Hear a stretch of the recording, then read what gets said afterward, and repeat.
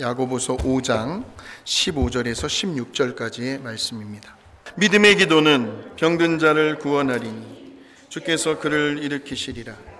혹시 죄를 범하였을지라도 사하심을 받으리라. 그러므로 너희 죄를 서로 고백하며 서로 기도하라. 의인의 간구는 역사하는 힘이 큼이니라. 아멘.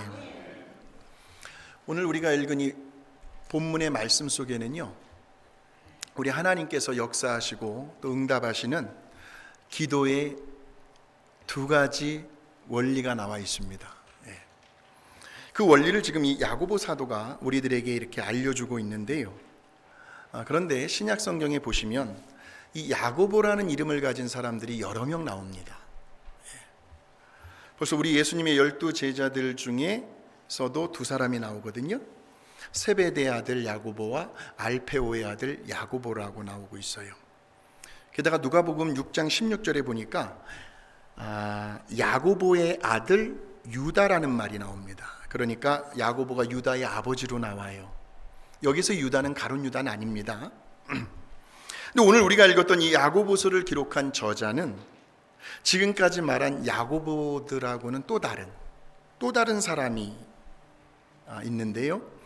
그것이 마태복음 13장 55절에 나옵니다. 우리 같이 한번 확인해 보시겠습니다. 시작! 이는 그 목수의 아들이 아니냐. 그 어머니는 마리아, 형제들은 야고보, 요셉, 시몬, 유다라 하지 않느냐. 그 목수의 아들이 누구예요? 우리 예수님. 다른 말로 하면 우리 예수님의 형제들 중에서 야고보가 있네요. 야고보가.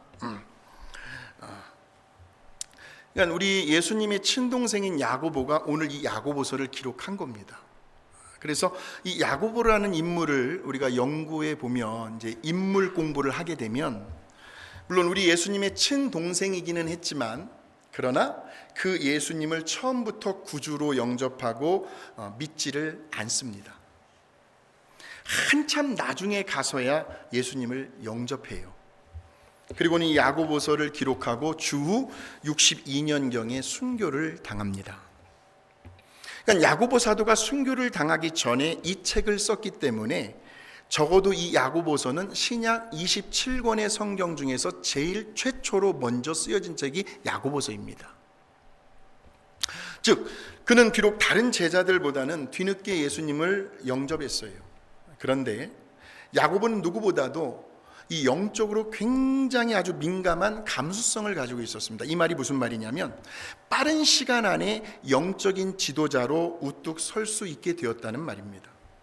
그러니까 영적으로 믿음의 진보가 굉장히 빨리 이루어졌던 사람이에요. 우리 성도님들도 보면 성경 공부를 하잖아요. 그러면 어떤 성도님들은 그 말씀에 대해서 굉장히 이해력이 빠르고 또 하루가 다르게 믿음이 부쩍 성장하시는 성도님이 계시는 반면, 또 어떤 성도님은 좀 느릿느릿 이렇게 믿음이 성장하는 케이스도 있습니다. 그런데 이 야고보는 굉장히 영적으로 굉장히 빨랐던 사람입니다. 마치 그의 마음이 스펀지 같았어요. 그 스펀지가 물을 쭉쭉 빨아들이듯이 그의 마음밭이 옥토와 같은 밭이었기 때문에 말씀의 씨앗이 떨어지는 즉시 그 야고보의 삶 속에 말씀의 열매가 나타났습니다. 그래서 우리 예수님께서 무슨 말씀을 하시냐면 기억나실 겁니다. 나중된 자가 먼저 되고 라는 말씀이 있어요. 바로 그 말씀이 야고보를 가리켜 하신 말씀이에요. 나중된 자가 먼저 된다라는 말씀입니다. 그러니까 이러한 사실 하나만 보더라도요, 오늘 저와 여러분의 그 믿음의 성장 다 다르거든요. 저도 지금 믿음이 자라나고 있고 여러분들도 믿음이 자라나고 있습니다. 그 믿음의 성장과 또 신앙의 인격과 성숙이요, 그것은 결코 내가 교회 오래 다녔다고 해가지고요, 또한 내가 예수 믿은 지 오랜 수십 년이 지났다고 해서 그 세월의 길이와 꼭 비례하는 것만은 아니다라는 거죠. 그러니까 내가 얼마나 오랫동안 신앙생활을 했느냐가 중요한 것이 아니고요, 비록 짧은 시간일지라도 과연 내가 어떻게 믿음 생활을 했느냐가 훨씬 더 중요하다는 것을 우리는 야고보를 통해서 알 수가 있습니다. 그래서 이 야고보가요, 이렇게 다른 제자들보다 먼저 더 빨리 영적인 지도자로 우뚝 설 수 있게 된 여러 가지 이유가 있지만 그 중에 제일 대표적인 이유가 바로 그의 기도 생활 때문이었다는 거예요. 여러분, 지난 한 주간도 얼마나 또 기도의 시간을 통해서 우리 하나님과 또 교제도 나누시고 대화도 나누며 지내오셨습니까? 식사기도 말고요. 식사기도는 기본이니까. 꼭 예배당에 나오지 않더라도 여러분이 처한 그 삶의 자리에서 얼마만큼 우리 하나님을 생각하고 또 하나님의 이름을 불러가며 하나님과 깊은 영적인 교제의 시간을 가져오셨습니까? 이거에 따라서 믿음의 성장이 다르다는 거예요. 그래서요, 이 야고보는 한번 기도를 할 때마다 얼마나 오랫동안 기도를 했던지 그 야고보를 겪어본 주변 사람들이 그에게 붙여준 별명이 있었어요. 그 별명이 낙타무릎이었습니다. 낙타무릎이요. 얼마나 무릎을 꿇고 오랫동안 기도를 많이 했으면 그의 무릎이 마치 낙타무릎처럼 굳은 살이 다 배겼다는 겁니다. 그렇다고 뭐 저와 여러분이 꼭 무릎을 꿇고 기도하라는 말은 아니에요. 왜? 관절염 때문에 안 돼요. 네, 관절염 때문에. 그래서 어지간한 바닥에서는요, 그 굳은 살 때문에 무릎이 아프질 않아요. 즉 야고보 그는 기도의 사람이었습니다. 그런 그가 오늘 이 시간 저와 여러분에게 그래도 가능하면 빨리 응답받을 수 있는 기도의 두 가지 원리에 대해서 우리에게 가르쳐 주고 있습니다. 자, 그 첫 번째 원리 한번 보실까요? 15절에 나오는데 15절 같이 시작. 믿음의 기도는 일으키시리라. 죄를 범하였을지라도 사하심을 받으리라. 자, 보세요. 병든 자를 구원한다. 병든 자를 치유합니다. 그리고 뭐가 나와요? 죄에 대한 용서를 받습니다. 어떤 기도를 통해서요? 그냥 기도가 아니고 믿음의 기도라는 말씀이죠. 다시 말하면 믿음이 있는 사람이 기도할 때 거기에 응답이 나타난다는 겁니다.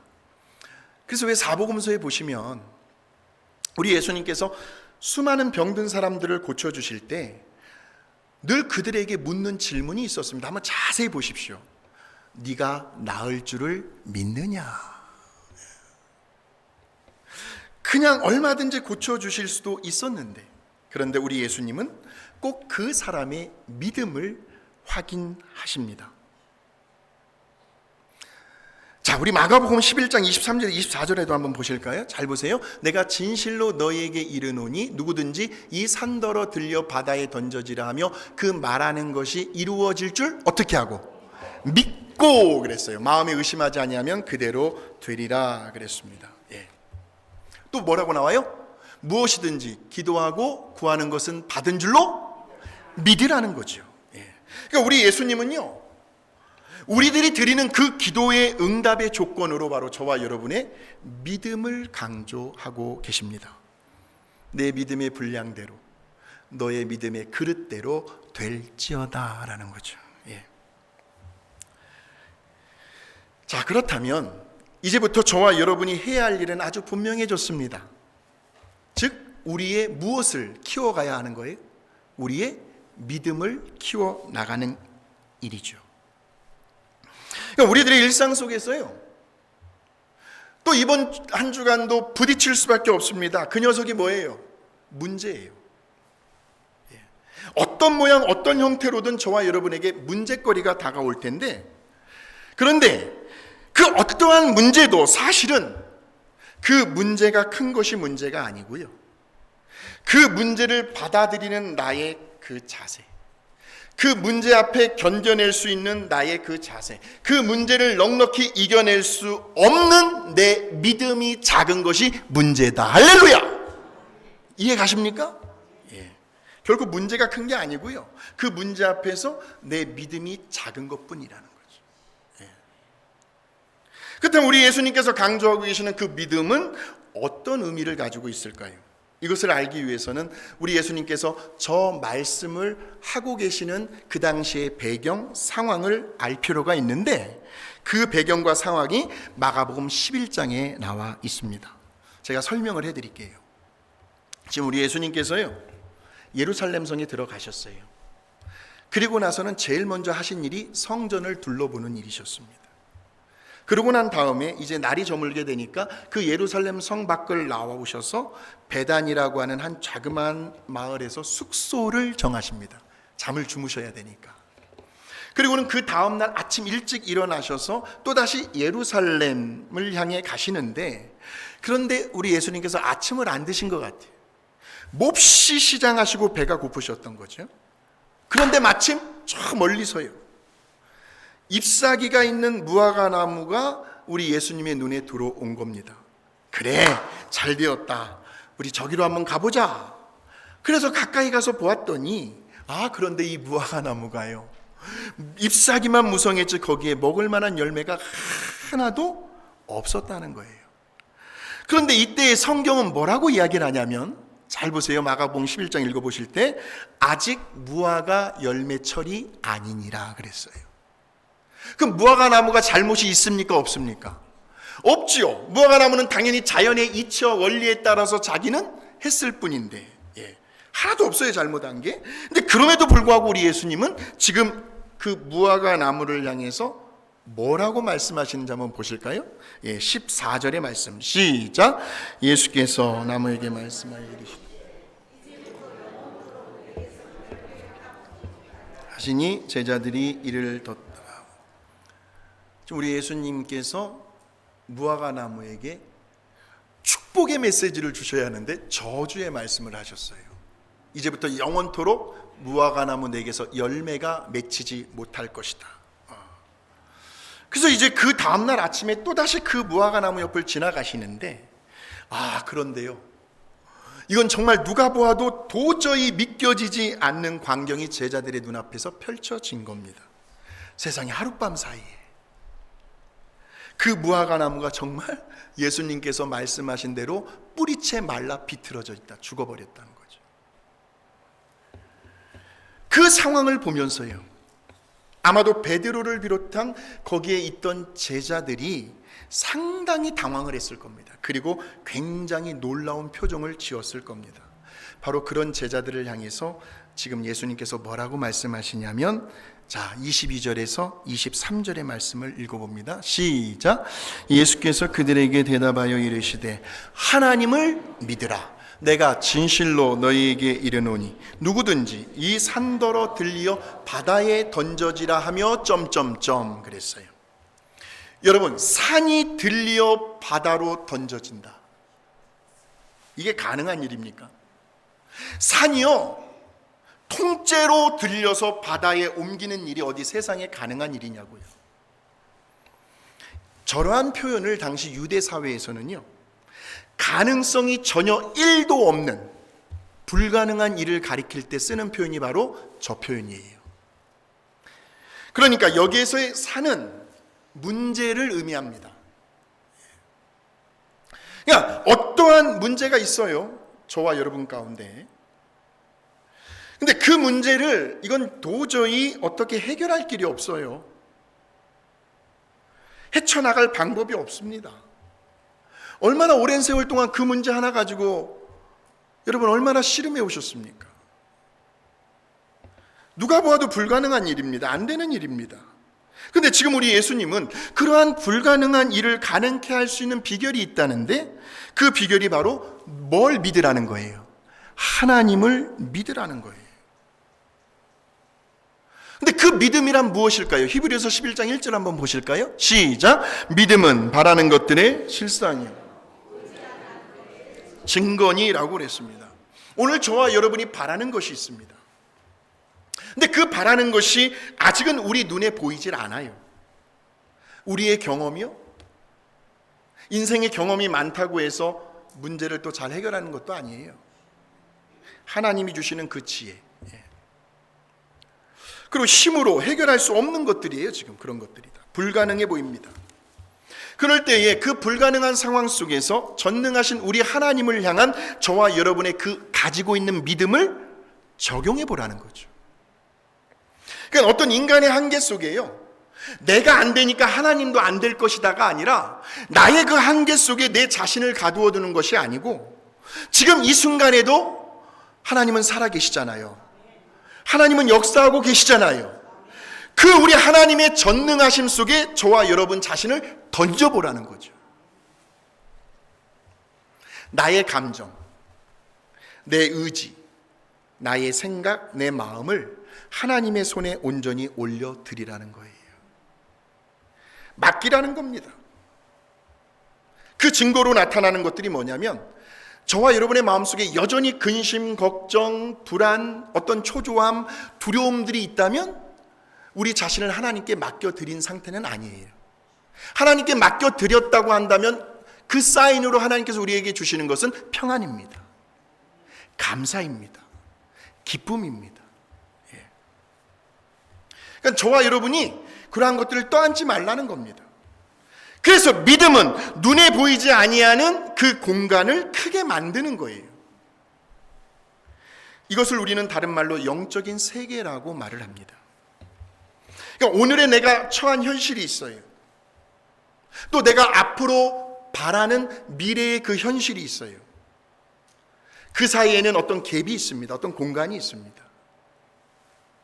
그러니까 그 공간 속에 우리 하나님께서 일하실 수 있도록 우리 하나님을 그 공간 속에 집어넣는 것이 바로 믿음이라는 거예요. 그러면 그 믿음의 공간 속에서요, 우리 하나님은 지금 이 시간에도요, 저와 여러분이 전혀 생각지도 못한 방법으로 어떤 일들을 펼쳐가고 계십니다. 그래서 이런 성도님들한테 이런 간증을 들었습니다. 예배를 잘 드리고 났어요. 은혜도 받았어요. 그리고 집으로 돌아갔어요. 근데 그 한 주간 동안 전혀 예기치도 않은 놀라운 일들이 그의 생활 속에서 나타났다는 거예요. 그러면서 간증을 하시잖아요. 예.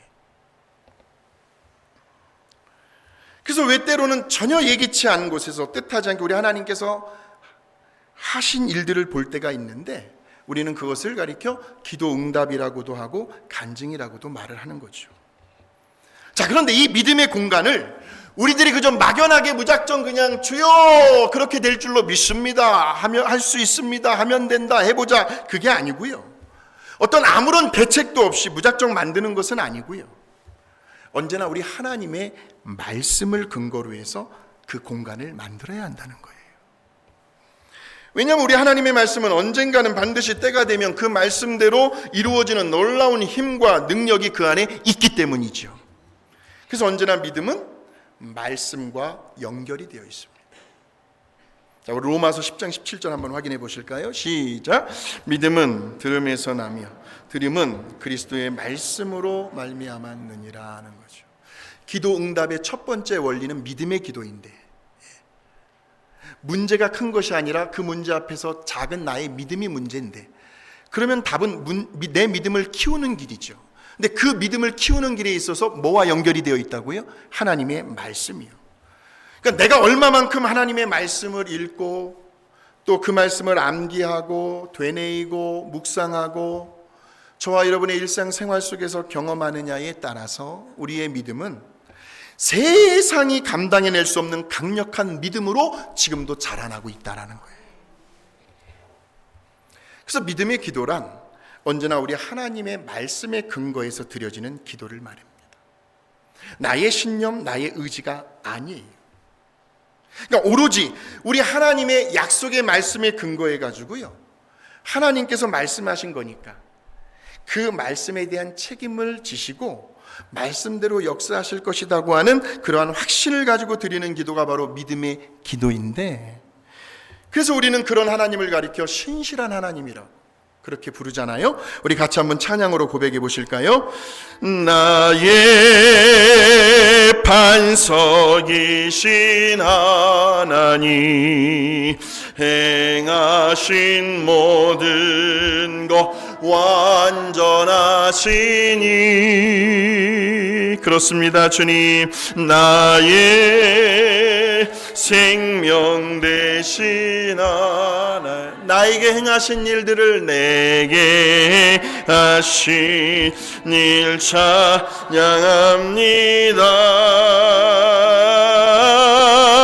신실하신 하나님, 실수가 없으시 좋으신 나의 주,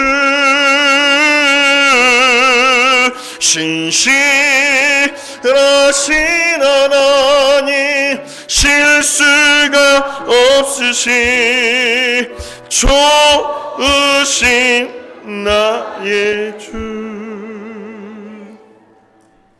그 신실하신 하나님께서 오늘도 저와 여러분의 그 소원과 그 기도 제목과 간구를 들으시고 이번 한 주간도 우리들의 믿음을 보시고 응답하여 주실 줄로 믿습니다.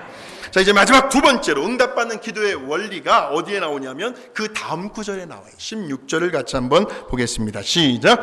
그러므로 너희 죄를 서로 고백하며 의인의 간구는 역사하는 힘이 크니니라 하는 거예요. 자, 의인의 간구가 나오죠.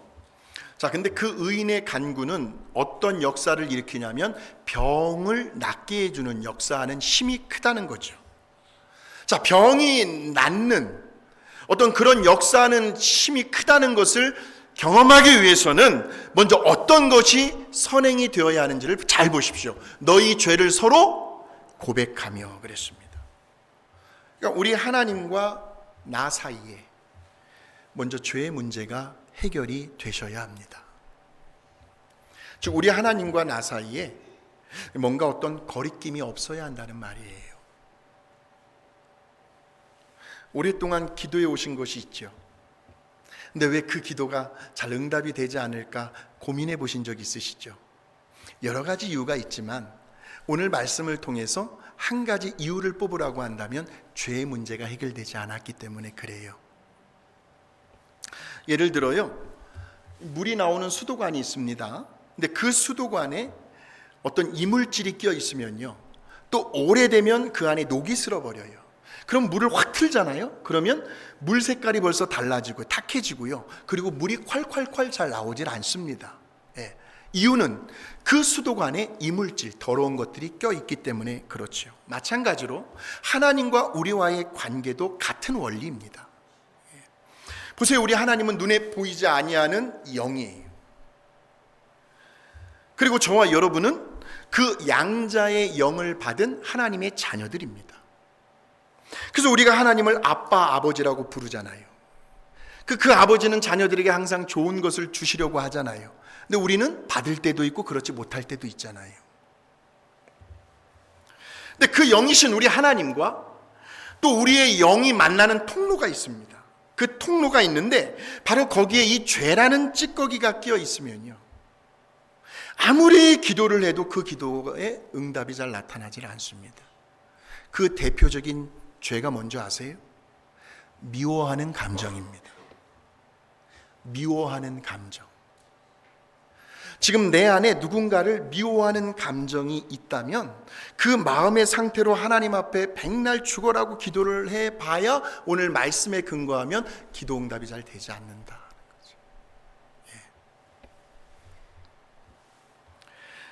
자, 그래서 시편 66편 18절의 말씀을 한번 보겠습니다. 시작. 내가 나의 마음에 죄악을 품었더라면 주께서 듣지 아니하시리라 하는 거예요. 오늘 시간 성령 하나님께서 십자가에 흘리신 우리 예수 그리스도의 그 보혈의 능력으로 저와 여러분의 마음 깊은 곳에 뿌리를 내리고 있는, 뭔지는 모르겠습니다만 그 더러운 죄의 찌꺼기들을 오늘 깨끗이 다 씻음받고 돌아가게 되시기를 주의 이름으로 축복합니다. 그게 두 번째 기도의 응답의 원리예요.